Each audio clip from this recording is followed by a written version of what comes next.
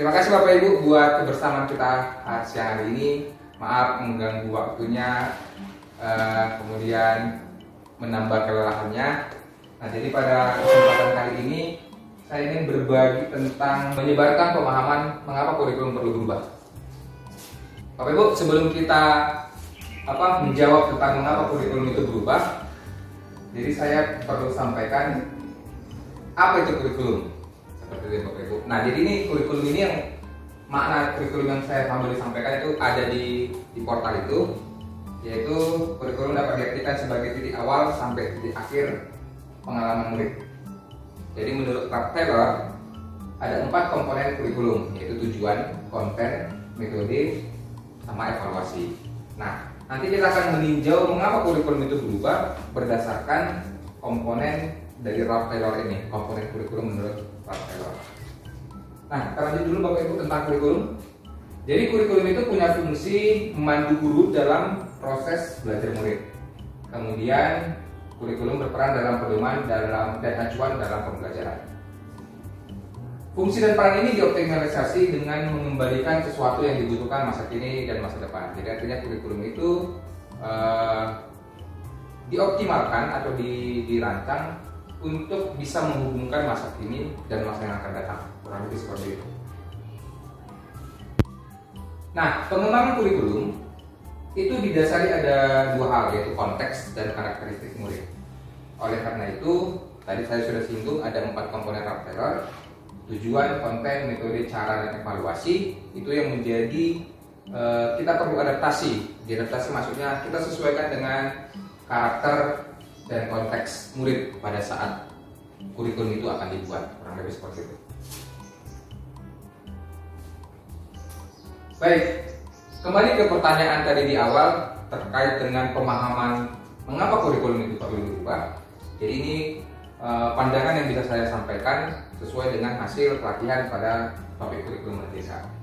Nah, jadi kurikulum yang baik itu intinya adalah kurikulum yang sesuai dengan zamannya. Memang pada perkembangannya di Indonesia sudah terjadi beberapa perkembangan kurikulum atau perubahan kurikulum. Tapi bisa kita simpulkan bahwa kurikulum yang baik adalah kurikulum yang sesuai dengan zamannya. Sesuai dengan artinya, kurikulum perlu diubah untuk menyesuaikan kebutuhan murid dan perkembangan zaman. Jadi situasi yang terjadi sekarang tentunya akan berbeda dengan situasi yang zaman dahulu. Jadi situasi zaman dahulu itu kalau kurikulumnya mungkin tidak relevan lagi dengan kurikulum sekarang. Itulah yang menjadi dasar mengapa kurikulum perlu diubah. Kita lihat kondisi saat ini. Kebutuhan murid dapat dikategorikan 3 hal, yaitu kesiapan, profil, sama minat. Kemudian kemajuan teknologi juga turut memberikan perubahan termasuk kebutuhan dan tuntutan terhadap pendidikan. Nah, ini di slide ini ada foto itu pernah kegiatan nge-zoom waktu kita pembelajaran jarak jauh dari rumah. Nah, teknologi itu juga turut mempengaruhi perubahan baik kebutuhan siswa, tuntutan siswa, dan juga bahkan pekerjaan saat ini. Oleh karena itu, kurikulum perlu diadaptasi sesuai dengan keadaan sekarang. Jadi sudah ada disebutkan ada 4 komponennya. Kita lihat satu persatu. Saya akan coba sampaikan dengan ringkas. Yang pertama, tujuan kurikulum itu adalah memastikan semua siswa mendapat pengalaman pendidikan yang berkualitas. Kita garis bawahi pengalaman pendidikan. Nah, kalau dulu pengalaman belajar murid itu berpusat pada guru. Karena dulu paradigmanya gurulah satu-satunya sumber pengetahuan. Gurulah sumber pembelajaran beberapa tahun yang lalu. Tapi kalau kita lihat sekarang itu sudah tidak relevan. Karena ternyata sumber informasi, sumber pembelajaran tidak hanya dari guru saja.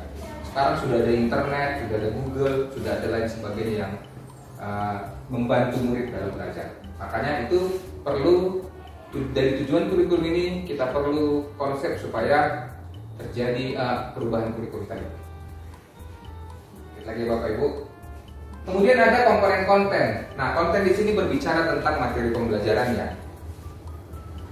Dulu ketika kita jadi murid, pada umumnya kita memiliki cita-cita atau murid itu memiliki cita-cita ya kalau ditanya jadi dokter, jadi polisi, tentara, atau lain sebagainya yang biasa mungkin kita dengarkan, atau profesi-profesi yang mereka sedang dengarkan. Nah, kalau kita tanya pada belakangan ini, murid-murid ada yang sudah mau jadi ahli programmer, ada yang mau jadi pemain game atau gamers, ada juga yang mau jadi YouTuber. Nah, tuntutan pekerjaan inilah yang menjadi dasar bahwa konten pembelajaran juga, konten kurikulum juga harus kita sesuaikan untuk mengakomodasi atau memfasilitasi murid kita mencapai cita-citanya. Jadi kalau dulu tidak pernah ada belajar tentang video, pembuatan video, atau memproduksi karya dengan membuat video, jadi ini kita fasilitasi, kita coba wadah di dalam kurikulum supaya anak itu terbiasa dan mungkin dia akan menjadi meningkatkan kreativitasnya untuk mencapai cita-citanya tersebut. Yang ketiga, metode atau cara. Nah, metode atau cara di sini adalah berbicara tentang implementasi kurikulum di kelas.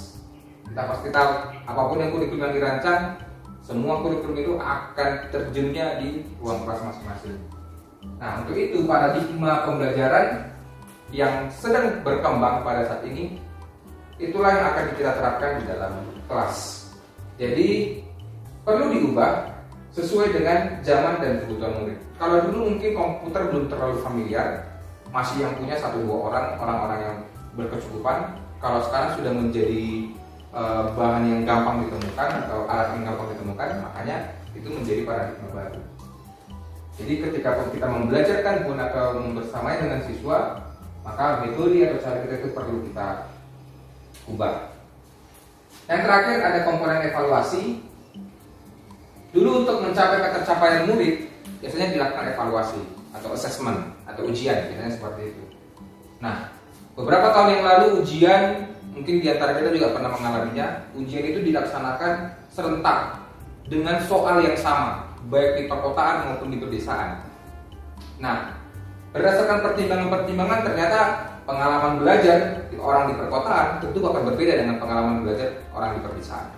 Jadi hal ini tidak relevan lagi menggunakan alat evaluasi yang sama. Oleh karena itu, komponen evaluasi pada kurikulum itu juga menjadi pertimbangan dalam mengubah kurikulum yang relevan pada saat ini. Jadi itu 4 komponen yang menjadi dasar saya mengapa kurikulum itu perlu diubah. Tapi pada intinya keempat komponen itu disesuaikan berdasarkan karakteristik murid dan perkembangan zaman. Nah, terakhir Bapak Ibu, pada saat ini kita sedang dihadapkan untuk menjelang, terutama sekolah kita menjelang untuk kurikulum merdeka. Apa itu kurikulum merdeka? Kurikulum yang berpihak pada murid, kurikulum yang mempertimbangkan kebutuhan murid dan perkembangan zaman. Sesuai dengan pemikiran KHD atau Ki Hajar Dewantara, pendidikan merupakan menuntun murid sesuai dengan kodrat anak itu. Jadi kodrat alam dan kodrat zaman. Kodrat alam itu berbicara tentang lingkungan sekitarnya, kodrat zaman berbicara tentang era pada saat ini. Jadi SMP 9 Pematang Siantar pasti akan berbeda dengan SMP Negeri 1 misalnya Gunung Sitoli, karena memang lingkungannya juga sudah berbeda. Maka untuk itu kurikulum yang mau kita terapkan atau kurikulum merdeka ini nanti akan dikonsep di sekolahnya masing-masing, disesuaikan dengan atau keberpihakan kepada murid.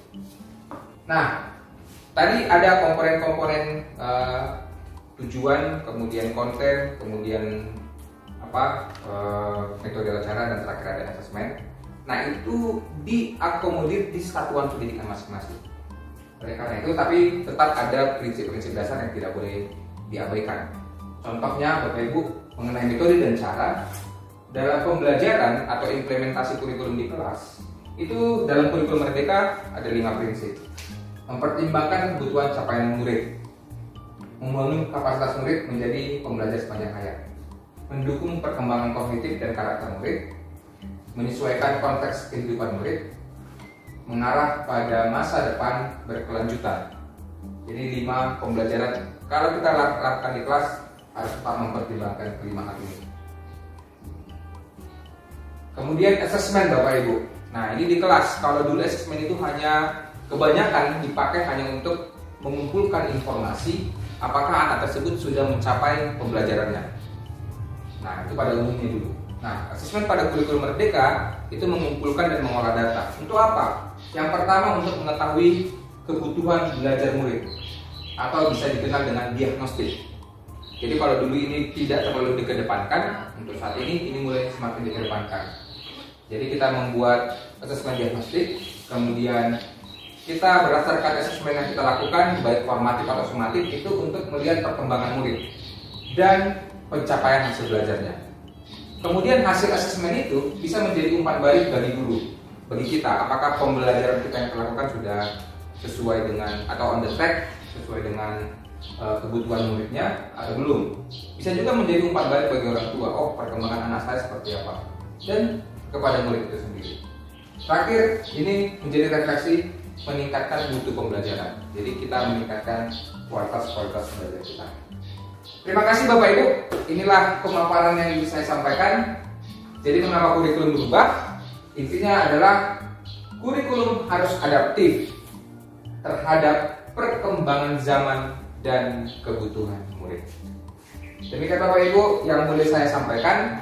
Sebagai bagian akhir Bapak Ibu terkait dengan pemaparan yang saya sampaikan, saya sudah buat di sini lembar refleksi aksi nyata. Boleh diterima dulu ya Bapak Ibu.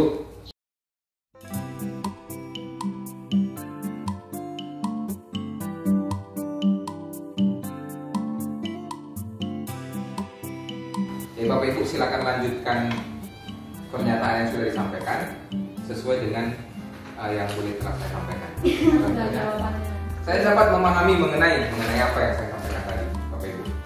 Memahami orang itu seperti itu. Gak usah ribet-ribet nih Bapak Ibu, gak usah pening-pening. Bagaimana perubahan kurikulum? Jadi jawabnya di atas. Mengapa itu? Mengapa? Saya tidak bermakna ya. Mengapa kegiatan ini perlu dilakukan, boleh kan? Mengapa kegiatan aksi nyata ini perlu dilakukan?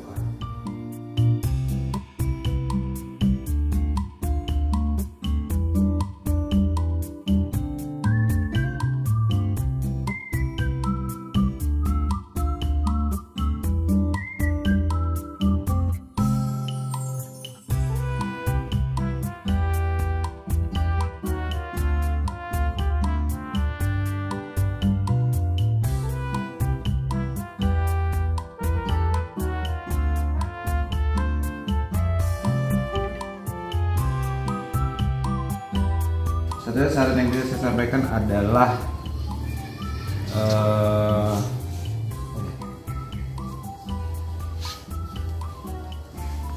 Kak, mengapa Kak? Mengapa kegiatan aksi nyata ini perlu dilakukan? Iya. Kalau mengapa penerapan kurikulum harus dilakukan? Gak apa-apa. Cara mengembangkan kurikulum merdeka ini dalam pembelajaran saya. Oke. Baru masukan yang membangunnya. Gak usah. Itu kan bagian dari ini, berikan ini sebenarnya. Kalau jangan pakai tinta yang tebal.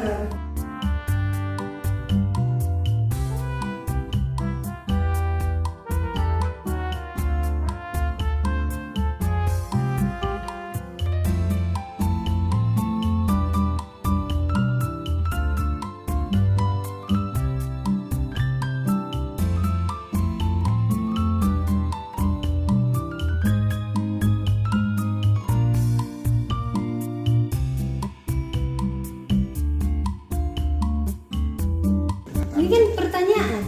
mengapa, pertanyaan bermakna. Mengapa kegiatannya dilakukan itu sih? Mengapa aksi nyata ini? Dari aksi nyata ini sih kalau buatku. Bukan materinya ya. Bukan konten yang disampaikan, tapi Cara bertanya. Jadi sebenarnya mengapa? Kan ini pertanyaan bermakna menurutmu? Mengapa dengan kurikulum? Tanyakan. Ini sebenarnya. atau boleh mungkin gini ya, mengapa kurikulum merdeka itu sesuai dengan Mengapa perubahan itu perlu dilakukan? ya.